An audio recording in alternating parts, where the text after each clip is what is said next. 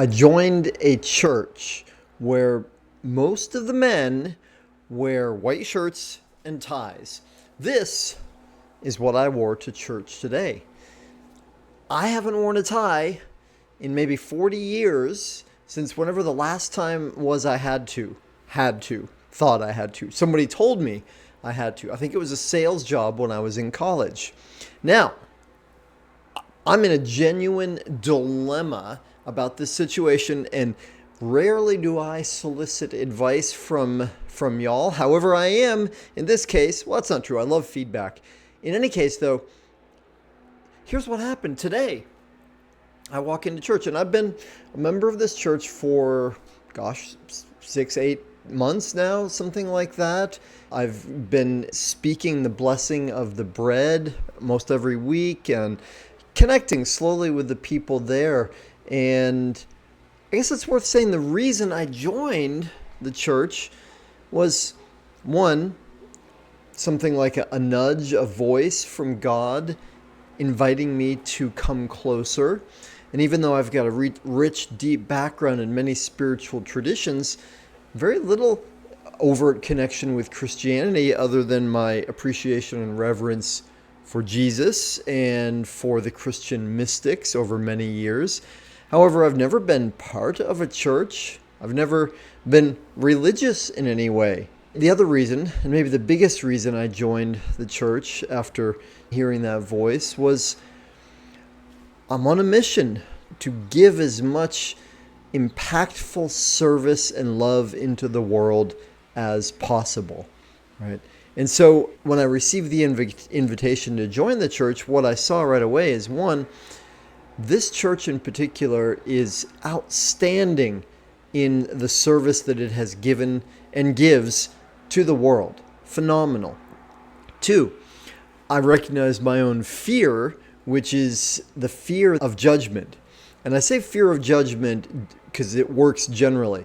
I feared, one, right, these people who grew up in this church are, and me, my background really varied around the world, different traditions, drugs and addictions, blah, blah, blah, right? Very different. So there's a likelihood of judgment. One, them judging me for being weird, not wearing a tie, for instance. Two, me judging them for being conventional, not having done these other things or whatever it is, or their appearance or food or who knows, right? But of course, if we collapse that, all of that's really me judging myself, me having fear. So when I recognized that clearly, I said, well, that's a really good reason to join the church. And so, of course, being part of this church is helping me indeed, well, I don't know if it's an of course, it is helping me come closer to God, to understand Jesus and his modeling of love and service. Right? So it's working beautifully. Today, I went into church like this. On my way in, this very sweet man pulls me aside and he says, "Hey, you're doing just such a great job here." Speaking, I think about me blessing the bread and performing certain orders in my involvement. And he said, I want to do something for you. I said, "Oh, that's so kind. What is it?" He said, "I want to get you a shirt and tie." I was like, "Oh, thank you. That's so sweet. Very kind of you." And I went through this inner gymnastics in myself of like, well, one, if somebody offers me a gift, I say thank you. That's kind and I appreciate that. Two, he can give me a gift, and if I use it or not, that's up to me. It's a gift, right? Three, I would like to know why he's motivated. And so when he brought it up again later, I was like, I so appreciate it. I want to check with you. He's like, well, and he was thinking that I don't have a white shirt and tie, or I'm not wearing a white shirt and tie to church because I don't have the resources to get them.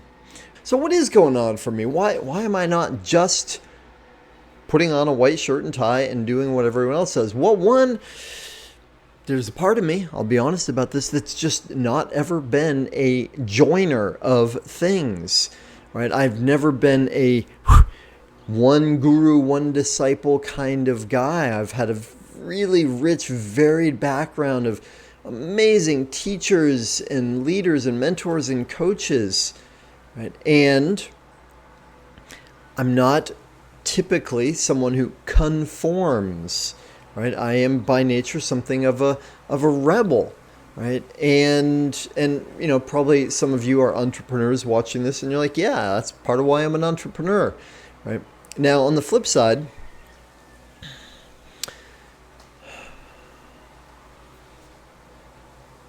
another reason why I tend not to want to wear a tie is it's a tradition that doesn't make sense to me or feel like it necessarily serves the greater good in any way. I don't know, but my sense is wearing of a tie harkens back to aristocrats essentially wearing a bib, and that evolving into a status symbol of wealth and privilege. And traditions can be useful, but traditions can also be poisonous, right? I think about, we had a tradition of slavery in the United States, right? That's how we do things. Well, just because that's how we do things, that's not a good reason to keep doing things that way, not in and of itself. So, I, I, I don't know. Is there benefit? Okay, let's go to the flip side right away with this, which is, right, and one of the reasons. Okay, so funny thing, that and then later I spoke to that guy. I was like, thank you so much, and it's not that I can't. It's just that I actually don't want to wear a tie. He said, oh, okay, thank you. And if you change your mind, let me know. Very sweet, wonderful. Minute later, somebody else was like, hey, can I talk to you for a minute? And another man, a leader in the church, like, hey, are you open to? And I brought a couple shirts and ties for you. And again, very sweet and kind. And it opened up a great conversation between he and I about, is it appropriate? And he made a great point, which I've been aware of. In fact, this is the first time I've worn a colored shirt. I've always worn white-ish shirts to kind of blend in. Because, and the point that my friend made is that me dressing different could be distracting to others. Now, of course, I respect and appreciate the concept of dressing to sanctify the experience, to honor the import of the experience. So we could debate it, but to me this was dressing up a bit. This is wearing something that I feel like looks good. What do you think?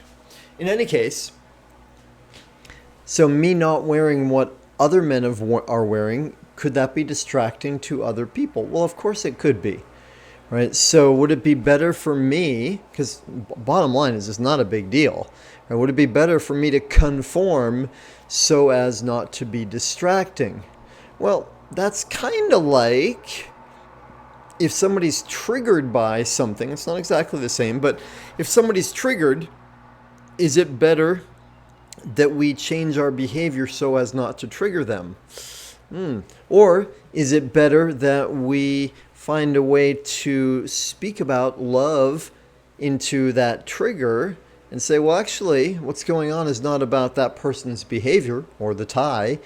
It's about something else. Because my mission on another level, another way of speaking about it, is for me and you and everybody to create more freedom, love, and vibrancy. So if there's any place where we're not free, I don't like the way they do that. Right? We're limited in love and vibrancy. There's a common WWJD, right? What would Jesus do? Well, Jesus was not somebody who was following traditions just because they were traditions. And especially if they got in the way of love and service, he was ready to refute, right? I mean, touching lepers and dining with sinners and, going against religious conventions of the time, right? Jesus was a rebellious dude from everything that we can tell. So, what do you think? Right? Would it be better for me to just wear a tie and conform? Right? Because I can do that. It's not a big deal. But on another level, it's not being totally true to what I feel. And is this tradition actually serving? And how does any tradition change? So, what do you think? What am I missing? What do you think I, quote, should do? What would you do? Thanks for tuning in, y'all. I love you. Aloha.